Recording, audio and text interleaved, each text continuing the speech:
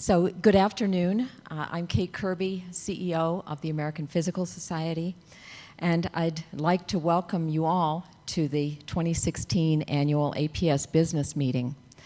And that welcome is extended not only to those of you who are here sitting in the room with us, but also to all those online.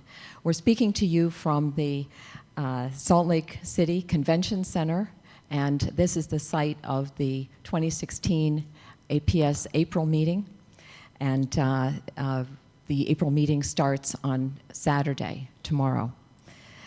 You will hear this afternoon brief high-level talks from the leadership of APS.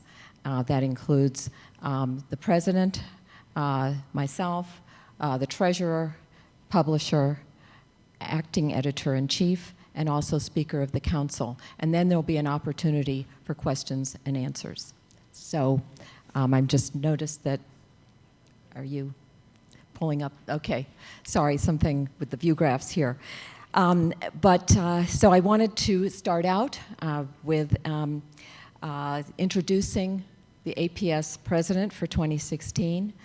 That's Homer Neal.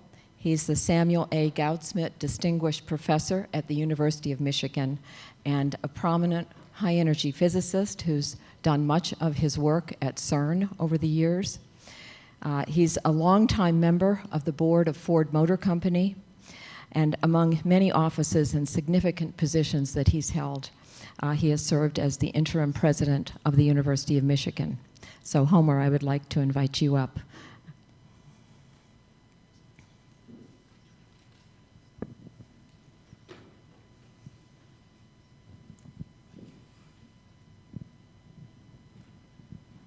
Thank you very much, Kate. I'd like to extend my welcome also to those members present today. I just have a few slides to show to keep the program short. This is a wonderful time to be a physicist. The slide shown here was taken back in January when we bestowed our first APS medal to Edward Witten, one of the most talented physicists of the day. The award was made possible by the J family, which you see in the lower left picture, and the actual award being transferred to Edward is shown in the lower right.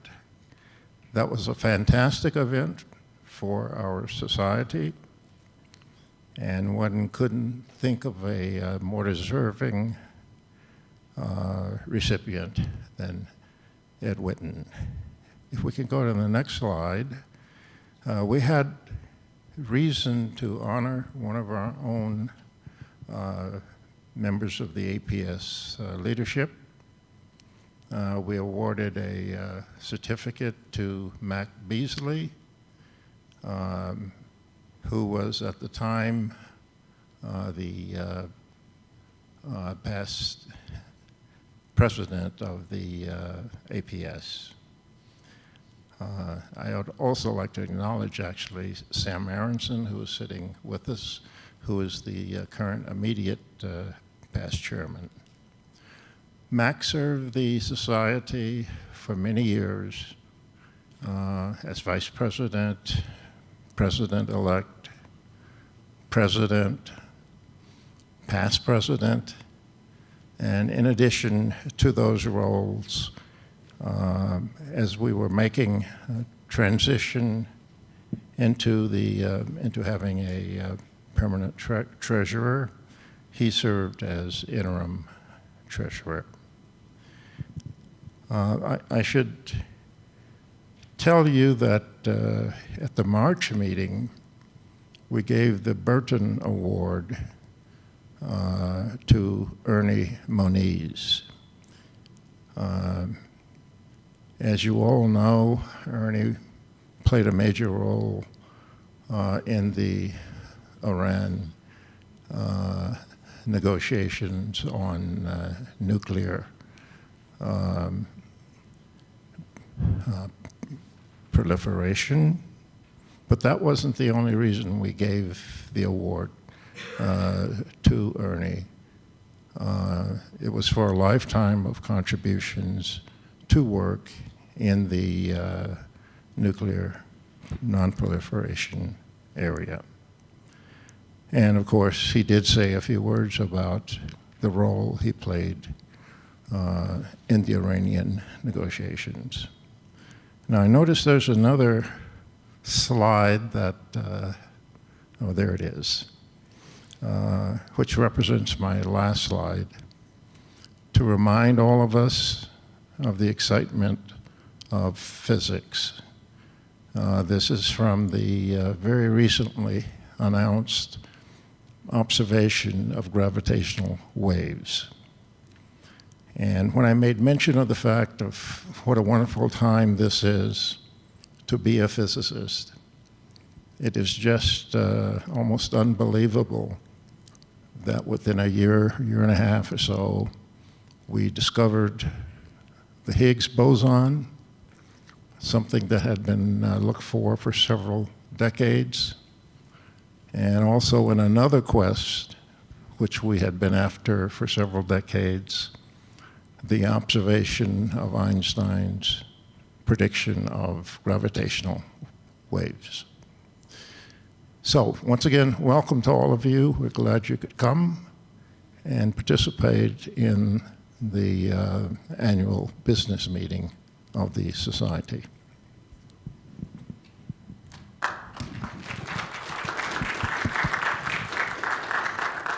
Thank you, Homer.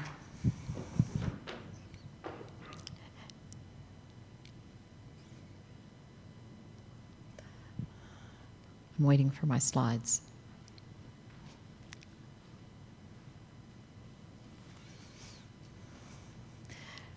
A moment for technical difficulties.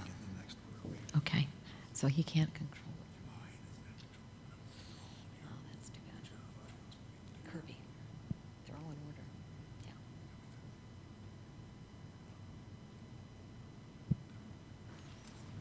Thank you. Okay, let me just start out with, I think, a really upbeat message, and that is APS is strong. What I hope to show you evidence of is all these things that are going on. Our membership has grown. The number of physics students getting bachelor's degrees as well as getting PhDs are at an all-time high. The finances are strong of the society. And we have premier journals, which I think are very successful, and we're looking forward to making them even more so. And APS meetings themselves continue to grow. And the field of physics, it continues to broaden and evolve. We have a new publisher, and he will speak to you in a moment. It's Matthew Salter. He comes from IOP Publishing. IOP is our sister society in the UK, the Institute of Physics. Matthew was Associate Director of Journals there, and he led the publishing and business development and partner activities for IOPP in the Asia-Pacific region. And so he was in Tokyo, Japan for a number of years, working not only for IOP Publishing, but before that for Nature Publishing Group. And so he has a knowledge of society-published journals as well as the commercial side of publishing. He has a PhD in chemistry from Imperial College London, and he speaks a number of Asian languages, Japanese, Mandarin Chinese, and some Korean. And I think he'll just be a tremendous asset to our publishing efforts going forward, particularly as we focus increasingly on our Asia-Pacific colleagues. We have a search for an editor-in-chief going on. Gene Sprouse stepped down in April 2015, Dan Culp, who is editorial director, is acting as editor-in-chief, and you'll hear from him shortly. The editor-in-chief is responsible for the scientific content of APS journals, and whereas the publisher is responsible for the business side of our journal publishing. But they need to work in very close cooperation. The job description for editor-in-chief in the landscape of APS having its own publisher was developed and approved by the APS Board of Directors. We engaged a search firm to help in coordinating and managing the search for this incredibly important position for APS. And Barry Barish, our 2011 APS president, agreed to serve as chair of the search committee. And we have a nice broad committee representing a number of areas, a wide swath of physics across all the areas that we publish in on the search committee.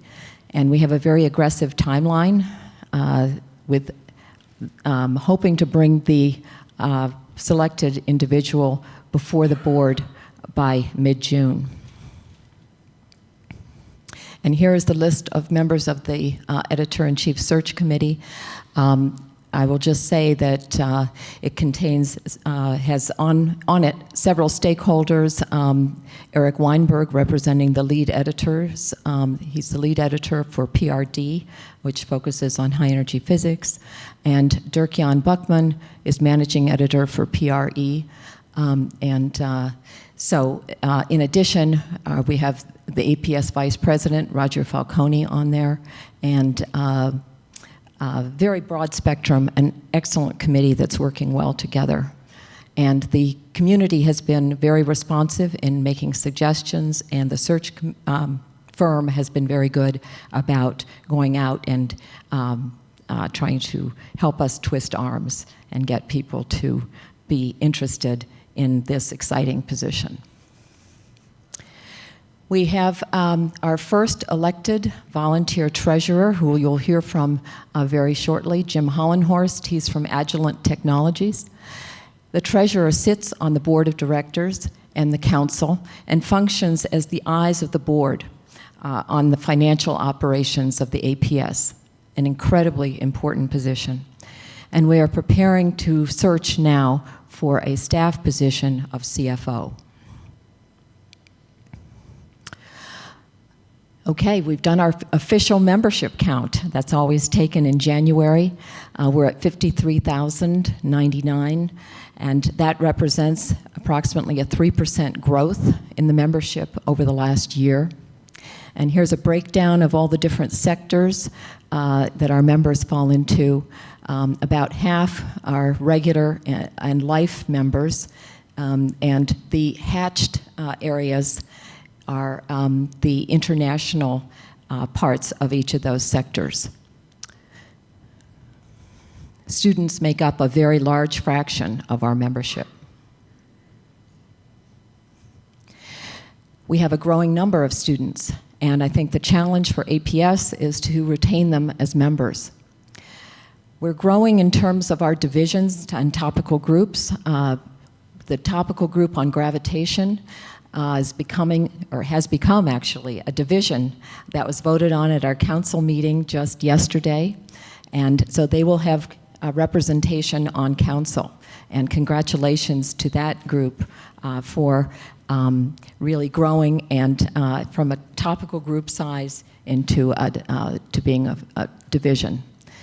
We also have a new topical group forming, the topical group on medical physics, G-Med, and so that was approved also at our council meeting yesterday. Let me just say a few words about the environment for physics. It's really important that APS provides a safe, welcoming environment for all attendees at its meetings. And to that end, we adopted a code of conduct back in November. And this is being prominently advertised as part of our the website for our meeting. And this code of conduct was put together with the help of the Committee on the Status of Women in Physics and the Committee on Minorities, as well as consulting with this ad hoc committee on LGBT issues that was meeting over the past year. And I'll say a little bit more about that in a moment. But so there was significant input from member committees, and then also the Committee on Meetings. So the Council Steering Committee approved this code of conduct, and it has been posted, and I think it's very important that we let our members know that we expect good behavior. In another area that speaks to the environment for physics, we've had an ad hoc committee on LGBT issues that released a report on the LGBT climate in physics, and the rest of the title is Building an Inclusive Community. Diversity and inclusivity are very important priorities for the APS. We really need to be leaders in establishing environments in which all of us can practice our physics. And this report has actually was issued to the council, and the council approved or accepted the report. And the charge now is to the APS staff to implement as many of the recommendations as feasible. And you can see this report available at the website listed on the slide. Let me just say a few things about our core activities, and those speak to our overarching objective spelled out in the Constitution and bylaws, and that is advancing and diffusing the knowledge of physics. And so those core activities are our publications and also our meetings. We publish somewhere between 18,000 and 19,000 articles annually, and you'll hear a bit more about the publication side of the house from our publisher as well as acting editor-in-chief. Just to describe to you, we've just launched a new journal, Physical Review Fluids. It's launched very strongly and is a very exciting advance, I think, for our adding to our portfolio of journals. The meetings have been very strong as well. Our March meeting in Baltimore just last month, we had approximately 9,900 attendees, so we almost got up to 10,000. A very exciting meeting indeed. The April meeting here in Salt Lake City, we anticipate somewhere on the order of 1,300 or more attendees. Our unit meetings are also very strong, and some of our units are really growing significantly. 6 years ago, the Division of Fluid Dynamics had a meeting of approximately the size of 1,700. Now its meeting 6 years later is more than 3,400 annually. So our unit meetings are very strong, and in 2019 we will be having an all APS meeting in March in Boston. Let me just say briefly, our programmatic areas also speak to our objective, advancing and diffusing the knowledge of physics, but more broadly. And those are our programs in education and diversity, outreach, advocacy and public affairs, as well as international affairs. And these programs are highly valued by our members, and they also garner the society significant external recognition. For instance, some of our programs in education are very much admired and with a desire to copying them from our sister society, the American Chemical Society. They're funded in part by the excess of revenue over costs from APS publications, also a draw on our reserves, federal grants, a significant number of federal grants, usually around $2 million coming in per year to support a number of our programs in education, diversity, and outreach. And then also, very importantly, member donations, and for which we are very grateful. We carry out a number of these programs in partnership with other societies, such as the American Association of Physics Teachers, the American Astronomical Society, the AAAS, the Optical Society, and Society of Physics Students in AIP, and the American Chemical Society, and also international physical societies as well. Mentoring is a big activity, which we've got a couple of new programs starting. One is the National Mentoring Community, which is a program for undergraduate students for some long-term mentoring. It was developed by the APS Committee on Minorities to significantly increase the number of African American and Hispanic American and Native American students who earn bachelor degrees in physics. And the National Mentoring Community has just gotten underway, and I'm very excited about it. I think it will be quite a significant program in increasing the number of underrepresented minorities actually getting a bachelor's degree in physics. We've also started an industrial mentoring program for physicists. This is for graduate students and postdocs, short-term mentoring. It's been developed in response to an overwhelming demand from students and postdocs for information about industrial careers. And that's been a real issue, a real challenge to us in the society as to how to highlight more the opportunities for careers outside of academia. And let me finally point you to our 2015 annual report, which you can look at online at the website on the slide.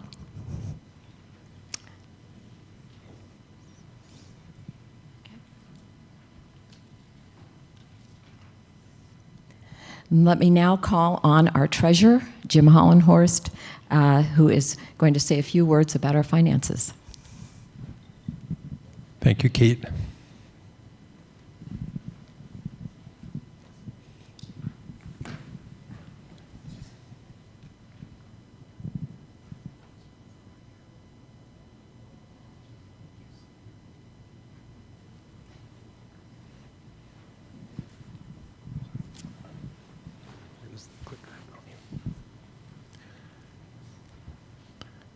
I'm going to start out by talking about our performance in 2015. Then I'm going to show some year-on-year comparisons, talk about a publication initiatives fund, an investment policy statement, and make some conclusions. This is our statement of operations for the year. It was a fantastic year financially. Green is good on this chart and red is bad. And you can see that our total revenue was up 4% over what we budgeted, and our total expenses were down 4% over what we budgeted. So we had an 8% improvement over the expectation, which meant that instead of, at the bottom of this chart here, instead of taking $4.3 million out of our reserves, we only had to take $2,200 out of our reserves to break even. That means that we have a lot of money that we could have taken out of the reserves, and we're going to put it into a fund that I'll talk about in a few minutes. This shows the last 3 years. You can see that our revenue is growing, and the biggest piece of our revenue comes from our research publications. Whoops, I thought I had, yes, okay. There are also revenue coming in from member operations and scientific meetings, public affairs and programs, grants and contracts. And we also draw from our investment portfolio typically in any given year. The biggest piece of that incoming revenue is our research publications. This shows the history. So we've been growing slowly over the last 10 years or so. We're financially very strong in terms of our ability to survive the ups and downs of professional societies. We have $154 million in reserve, 116 million of which is unrestricted. A large chunk of it is our operating reserve of $18 million, which is basically our bank account that we use to pay the bills every month. And then there are some restricted parts of our investment portfolio, for example, for prizes and awards where we use those for specific purposes and they can't be used for something else. Everything on this chart other than the operating reserves are invested through our investment partner, Townley Capital. You can see that in 2014, we made about $2 million if you look at the beginning of the year and the balance at the end of the year for 2014. Our investment portfolio grew by about $2 million. Not such good news this year. It wasn't a great year for anybody's investments, except if those lucky people who chose especially well. So we were pretty much flat for the year in 2015. As I mentioned, we were able to draw a significant amount of money out of our investment reserves to start a publication initiative fund. This was conceived by Kate and Interim Treasurer Mac Beasley last year. So part of our investment portfolio will be designated for publication initiatives. We think this is especially important in an era where open access is looming over us as a headwinds on our operations. The fund will be financed by excess revenue that we have over costs in the operating budget. It'll be set up as a so-called board-designated fund, and the board of directors just today approved the creation of this fund and seeded it with a little over $2.9 million. I believe this is my second to the last slide. We have an investment policy statement that guides the partners that we have that invest our money for us.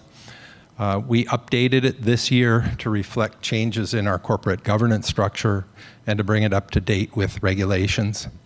The investment committee reviewed the draft of this in March and made several changes, and the finance committee reviewed it this week and it was approved by the board today.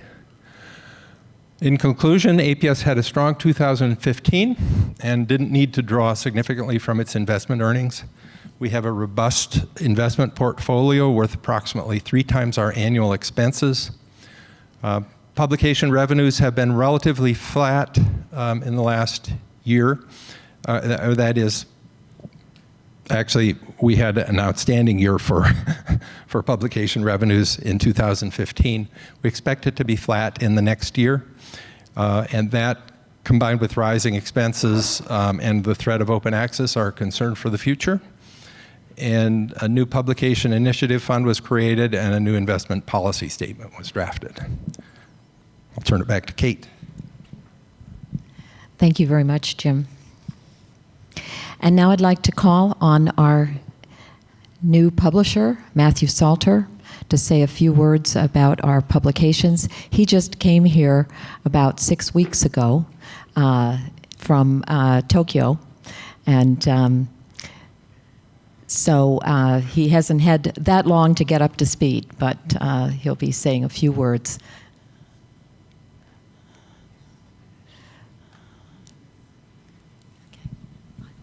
Thank you, Kate. Ladies and gentlemen, it's a great pleasure to be here, as Kate so kindly said in her introduction, and gave a little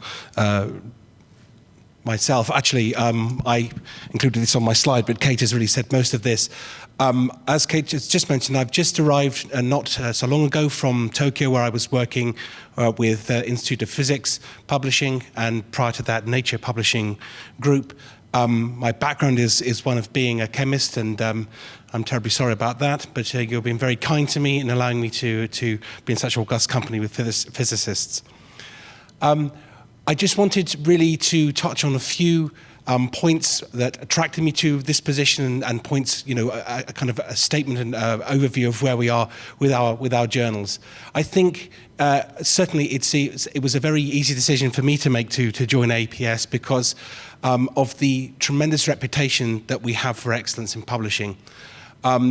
Not just in publishing, but the broad scope of activities which serve the physics community in research, in publishing, education, and science policy. So as an organization, it was one I was extremely keen and pleased to be able to join. we've already seen highlighted the importance of the FizRev series. It is a tremendously strong international brand, respected across the world, certainly in the area where I've been working for the last 8 years in the Asia Pacific. It has tremendous recognition and great respect, and it is a target for authors to publish. So we have a large, maybe not in terms of number of journals, but the number of papers we publish in our journals is substantial. It's a strong and stable portfolio of journals which are really must-have journals that offer a broad physics coverage. So as Kate mentioned, the joy of this position is really working with a strong portfolio of journals and making a good portfolio even better.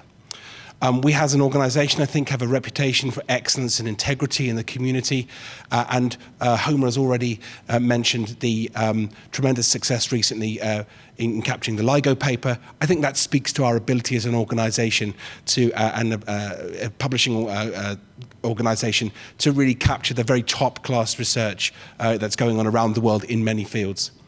I'm also very pleased to be working with colleagues who are in science journalism, and I spent the beginning of my publishing career in science communication as well as journal publishing, so I'm extremely pleased to be able to work with colleagues in the science journalism and the public advocacy programs that we do. APS also takes, as you may know, a lead in many important industry initiatives. I've just put Chorus and Orchid up here.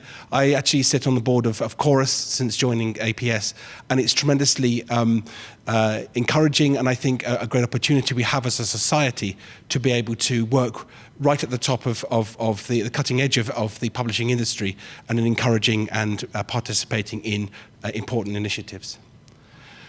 So going forward, just to set the scene of the areas I see myself working as we go forward, first and foremost, of course, with the editor-in-chief when they are in place.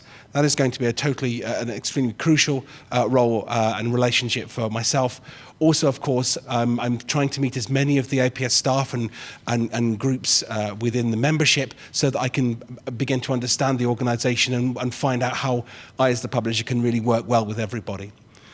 One of my key jobs as publisher is to work with everyone to ensure the long-term sustainability, and I should add to that growth of APS journals through working with colleagues to develop an ongoing publishing strategy for the long term. So one of the things I wanted to say was I'm here to preserve the journals, but not to preserve journals in the way of just sticking with the status quo.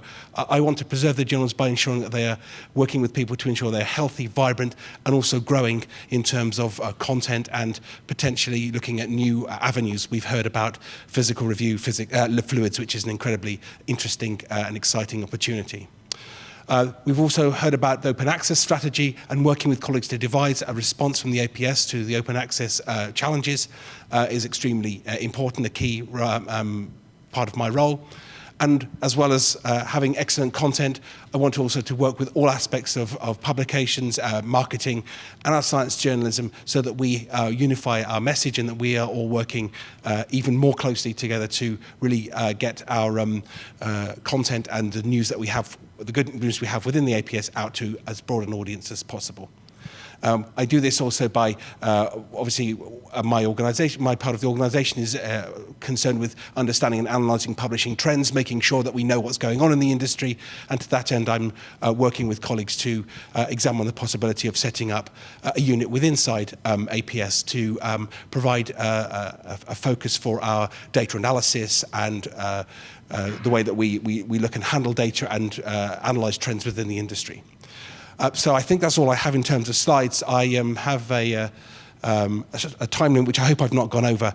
And just to say that I'm delighted to be here at APS. I'm looking forward to working with everyone here and all of you, and thank you for your attention this afternoon. Thank you, Matthew.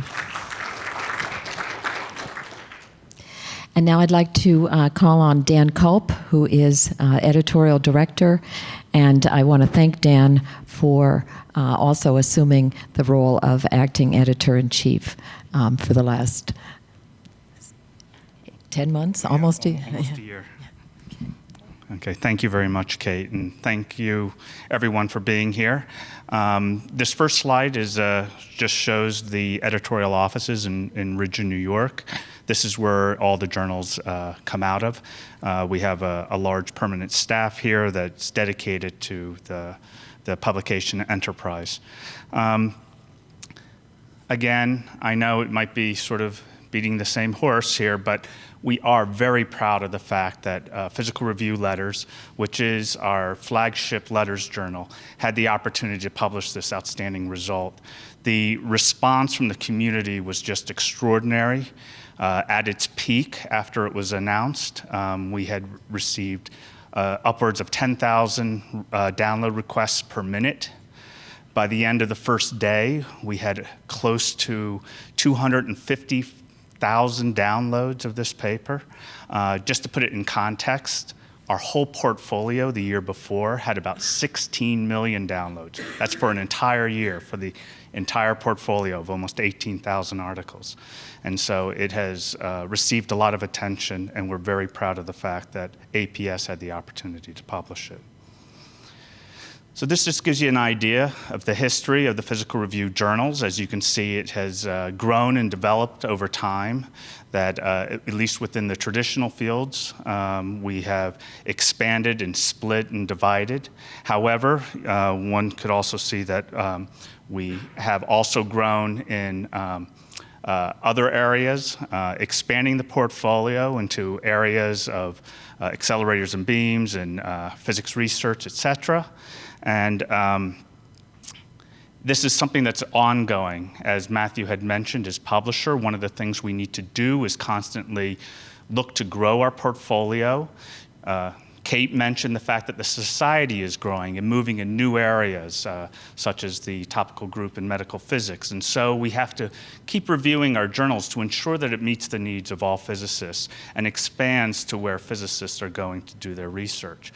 And so, as Kate had noted, we have recently added a 12th journal to our portfolio.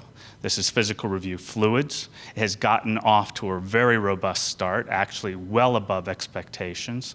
We hope to publish our first papers come May. We are looking forward to it quickly becoming one of the top journals in the fluid mechanics area. And so we're very excited that we've had this opportunity, and as was mentioned before, we'll also be looking for other opportunities to potentially launch new journals in new areas to keep the portfolio fresh and growing. Also, just to finish, one of our broad journals, Physical Review X, it's an open access journal. It is also our most selective journal, has recently seen a change in leadership. The founding editor, Jorge Poulin, has recently stepped down, and he has been replaced by two new editors, Jean-Michel Raymond from Paris and Christina Marchetti from Syracuse University. It's very exciting that we have two outstanding physicists leading this journal. They complement each other both in geographic location, representing both Europe and the US, our two largest contributors for papers, but also in topic areas, as Jean-Michel's more into the AMO type physics, while Christina's more of a soft matter, condensed matter type physicist. So we're looking forward to PRX continuing to expand its coverage and grow in stature. So thank you very much.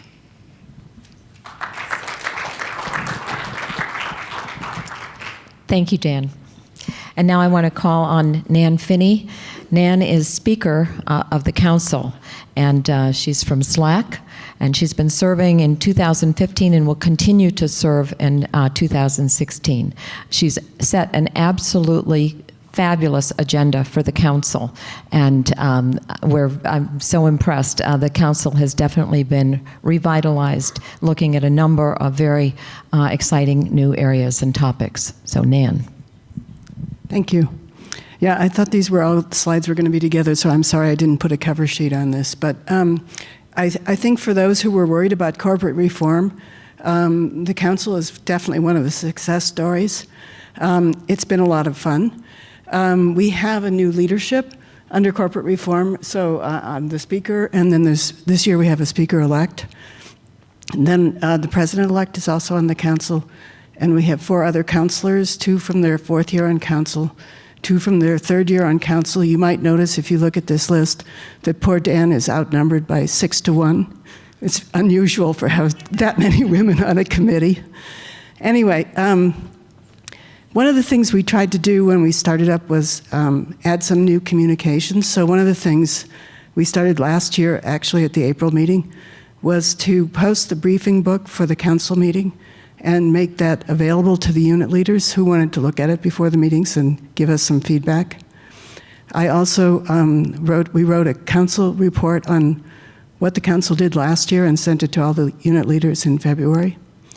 And we've put together a new introduction to council document for new counselors who typically don't know what they're getting themselves into. But it's been fun. It doesn't want to change. One of the other things that came up very early last year was that the council had been downsized a few years ago down to about 40 people, which is already pretty big. But that meant that some of the units no longer had counselors, and in particular the topical groups and many of the sections no longer have counselors. And so they complained that they felt underrepresented, and so we went through and we matched up existing counselors to represent the units that didn't have their own counselor. And I think that's worked quite well. We asked each of the individual units who they'd like to be matched with, and they picked their preferred division or forum. Yeah, this is not working. Oops. It's okay. And that's my last slide. So just to give you some flavor for some of the initiatives we've taken on over the last year, one of the first things we had to do because we had this new medal and prize committee was to figure out how to put the members on it. And in the end, we decided since it was society-wide, we needed really broad coverage of expertise, and so all of the divisional counselors serve on this committee. That's one of the things they didn't know they were getting into when they signed up to be a counselor. We also put together an April meeting subcommittee to try and think of ways to strengthen the April meeting. And what we've put in place is a new leadership structure where the 4 main units share a chair line, and 1 person from each unit is in the chair line at all times. So that's the newly gravity division, the division of astrophysics, the division of nuclear physics, and the division of particles and fields. We also asked the fellowship committee to look at how we were doing on procedures and allocations for fellowships, and they came back to us with a recommendation which was approved at the council meeting yesterday. And then we have commissioned the Committee on Prizes and Awards and the Committee on Committees to do a review and to come back to us in November. So we're actually making some of these committees do a little more work than they've done in the past. And that's all I have. Thank you.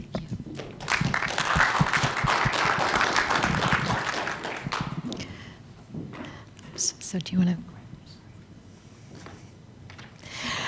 So we're at the end of our scheduled series of talks, and so we're now into the question and answer period. And we'd be delighted to entertain questions both from our audience here in the room as well as online.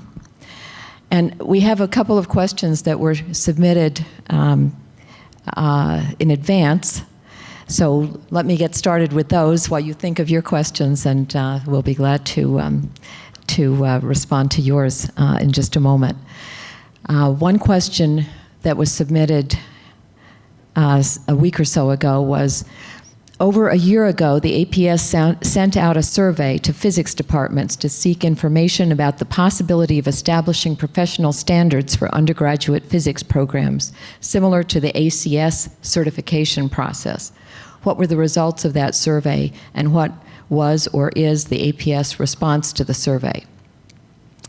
And here I asked for Ted Hodap's help on this. He is Director of Education and Diversity.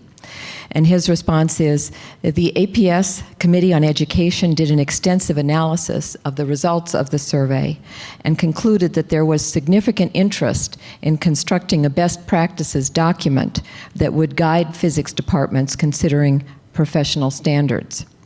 This activity was endorsed by the Council back in November of 2015 and is now in the process we're looking at initial steps to put together such a document.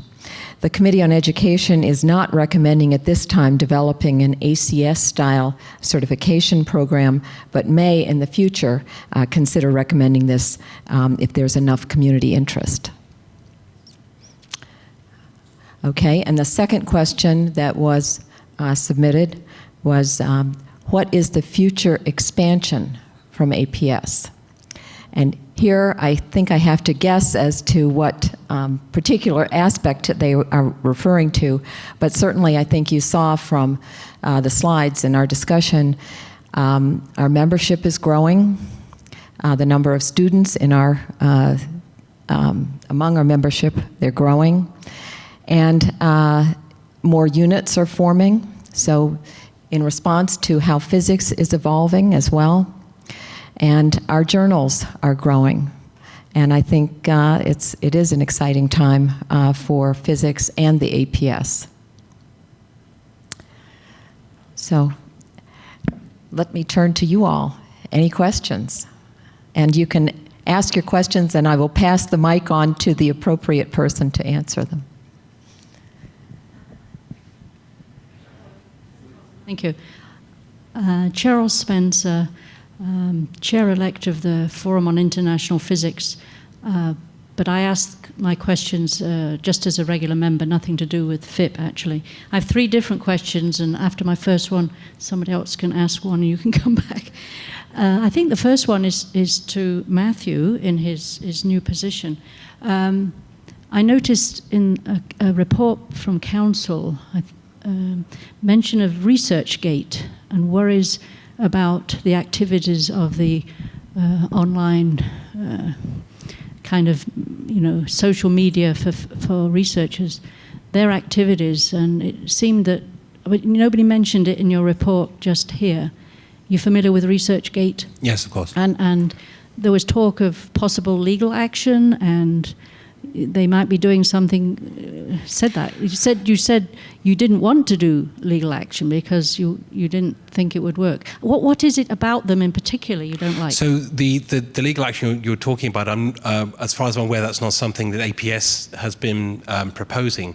There is a group within the community, so STM, have taken this issue, take great notice of this issue, and of course APS is a member of that organisation, and so there has been investigation and concern about the activities of that group, and so STM as an organisation is considering a response, and APS are part of that organisation. So the concern there really is that that it's another route or another area where content and manuscripts that we publish and other organisations publish may be accessed in a way which is doesn't sort of conform with the norms that we have. Another point which you didn't mention, but which has again been a lot in the press, is Sci-Hub. That has been something that people have been of great concern, and of course we're monitoring that situation. I can't speak too much about the actions that individual publishers have or the way they're interacting with that organisation, but it's something of course that we're very aware of and concerned about. At the moment we don't see it's too much of it eroding sort of our core business, but certainly there are things that we are monitoring and are joining with other publishers to keep the situation under review. But with regard to legal action, it's not something I'd heard about the APS doing, although other organisations may be considering their response.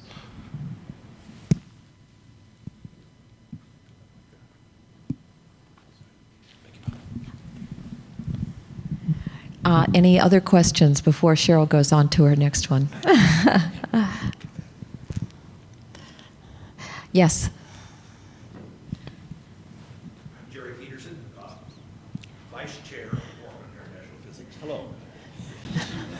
And my question is, the pie chart you showed indicated that 23% of the membership in the American Physical Society is somehow international.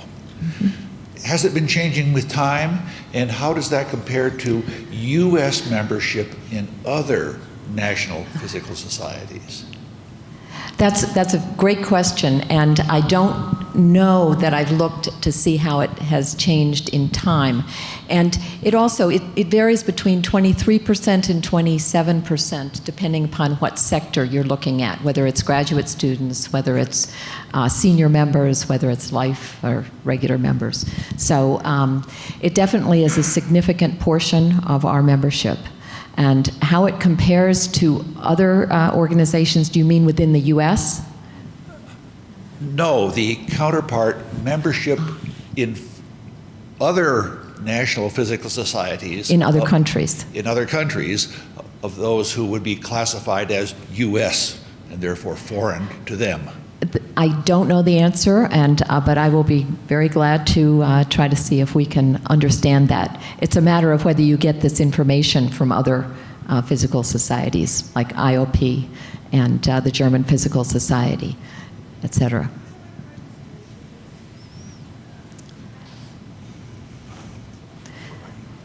So, Cheryl, do you want to? Is that mic on? Yes. Is it? Yes, okay. Yes.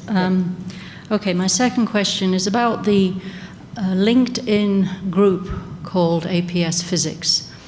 As of last November and December, it had 35,000 members. 35,000 people chose to become members of that group. They said they were interested in physics and discussions in physics. And then LinkedIn changed some of its policies, and the APS did a survey of some members. I don't know how many people answered it. And the APS made a decision to close that group to everybody who was not a member of the APS. And that 35,000 went down to 1,300. Okay, with a great deal of upsetness of the people who were excluded, who were apparently not members of the APS. So one question is, why are these 35,000 people not members of the APS if they're that interested in physics, and why aren't we reaching them? And because of the way they were cut off, they probably can't see the message that's posted occasionally by Chelsea that says, I'll put you back in if you send a message to this particular email and give me your APS number. So I think that fact should be better advertised on the APS website, so that people who are members who don't realize how to get back in. But I do think it's an interesting statistic that there were that many people who belonged to the group, and when we restricted it to only APS members, it went down from 35,000 to 1,300. And are you thinking about making any difference in that group? So, Sarah, would you like to respond? Sarah is our Director of Communications at APS, and Chelsea reports to her. And so I heard that there were some changes, but this is very interesting statistics. Yeah, okay. It is true. Unfortunately, our LinkedIn group had a lot of. Is this one on? Come to this mic, yeah. Yes, our LinkedIn group had a lot of chatter going on that wasn't scientific related and inappropriate in the group. So we did poll the members of the group, and over a couple of months. So we thought we gave them ample time, and the decision was to close it down to a members-only group, so at which point we alerted the members to send us their member numbers, and we could allow them back in. This way we could encourage a more scientific conversation going on in the LinkedIn group, but we can certainly increase efforts to advertise the LinkedIn group on the APS website and in other ways to grow the membership back. So. Thank you. Cheryl, oh yes, I'm sorry. Carlos. I can speak loud enough. Sure. I think, but we're being webcast, so if you could please use the mic.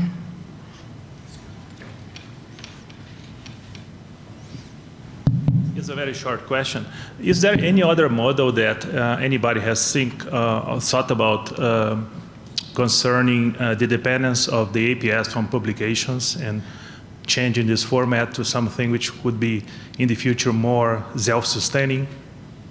It's definitely something we are looking at new revenue streams, but also I think in a totally open access landscape, we're going to be looking at a new source of revenue, which would be coming from author pays, in other words, article processing charges, gold open access, as opposed to institutional subscriptions. So there may be some disruptions in transforming to a totally gold open access model, but that has to be sustainable in order for us to continue to support our publications and put out high quality publications. So definitely we're keeping a very close eye on this.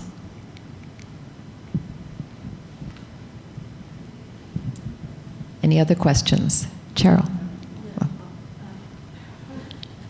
This is more in the way of a complaint, actually. So on the website, you have a governance committees section where all the committees that are appointed rather than elected are listed.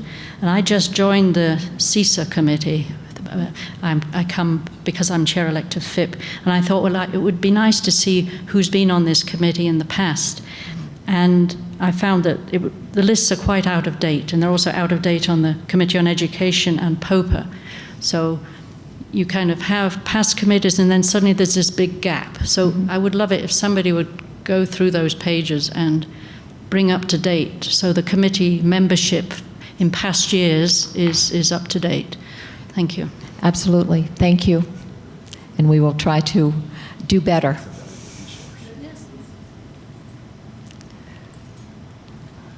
Any other questions? Any from the web? From online? No? Let's say that we're working on exactly that right now. Ted, could you please use a microphone, because otherwise people online won't hear you.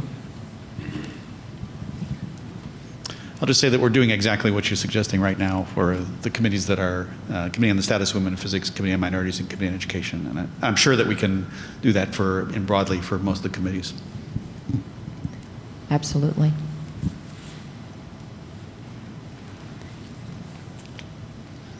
Okay, any other questions?